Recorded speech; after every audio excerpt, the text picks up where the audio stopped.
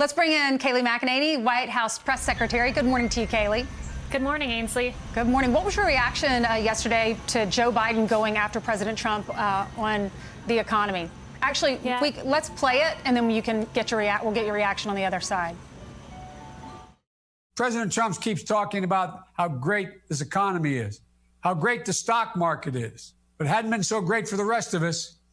Millions of people out of work, evictions on the rise, 20 million people worrying about whether they're going to lose their home. What in God's name else can this guy do? Let's look at one simple fact. This president is on track to be the only president in modern history to end up with fewer jobs at the end of his term than existed in America when he began his term. Kayleigh, is that fair? We just went through, or we are in the middle of a pandemic. Yeah, the one thing for Joe, he wants to talk about simple facts. I have a few simple facts for him. Let's start with the fact that Biden oversaw the slowest economic recovery since World War II. He had his bite at the apple. That's what they delivered. Compare that to President Trump's fastest economic recovery in modern history. The CBO told us that we were supposed to have double-digit unemployment until the end of the year.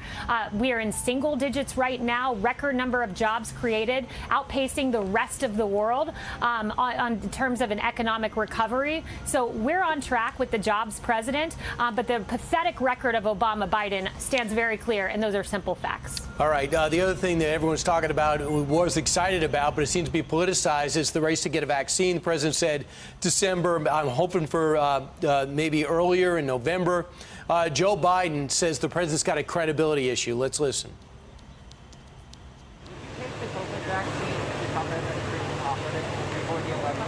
I would want to see what the scientists said. Did you trust vaccine the FDA, sir?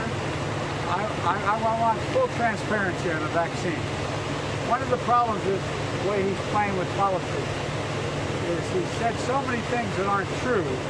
I'm worried if we do have a really good vaccine, people are going to be reluctant to take it. And so he's undermining public confidence. But pray God we have it. If I could get a vaccine tomorrow, I'd do it.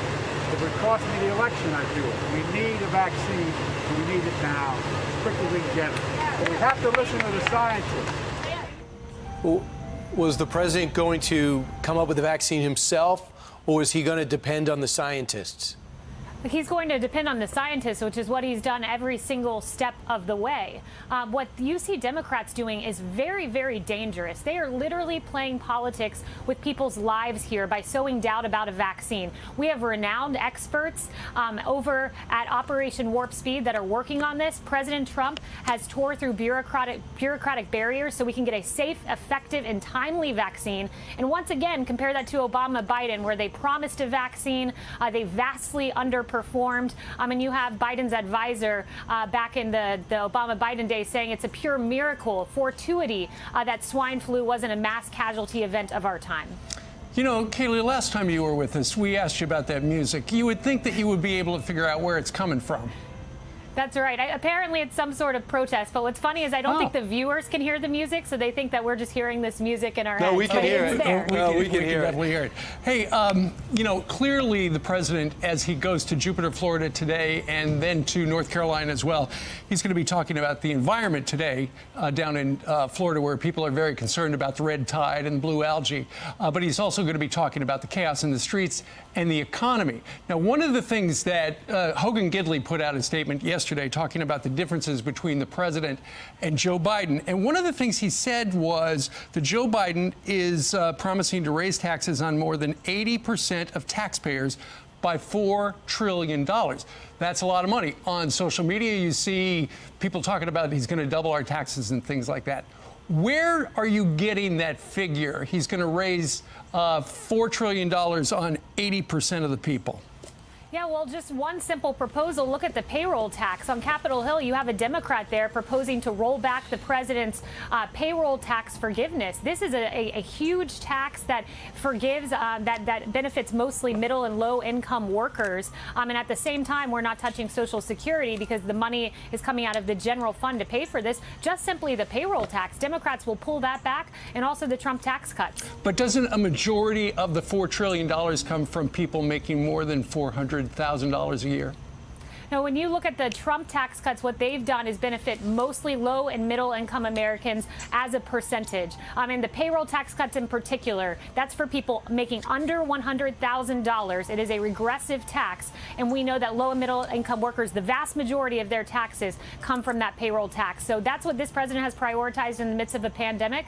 And you'll have Joe Biden and others rolling back those Trump tax cuts and not forgiving the payroll tax, which President Trump has promised that he would do. So, Kayleigh, the Senate is heading back to work today. What's the latest on the COVID relief?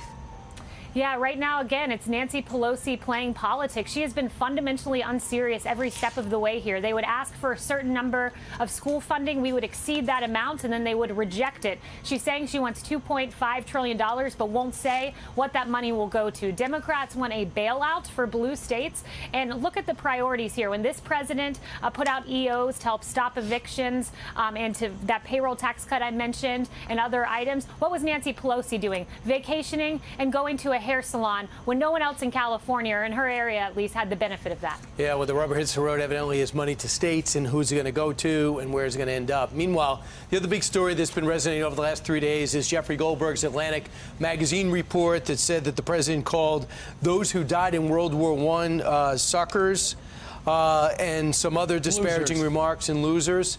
And veterans in particular. He says he has anonymous sources and more are coming forward.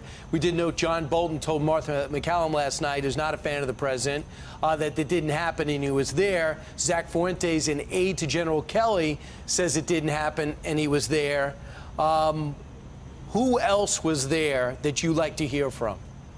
Well, I've heard from enough people. I've heard, in fact, from 19 on-the-record sources who put their names on their testimony. And those 19 sources, more than a dozen of which have first-hand accounts, have dismissed this, said it is fundamentally untrue. You have a liberal activist publication in The Atlantic proffering these absolute lies about President Trump. And again, anonymous, cowardly anonymous sources won't put their name on their allegations, but you have now almost 20 people putting their names on this and saying that this is fundamentally untrue. And this president loves our veterans. I see it each and every day. He deeply cares about our military. And this is Democrats trying to wedge veterans away from a president that has done more for them than any president in the history of our country. All right, Kayleigh McEnany.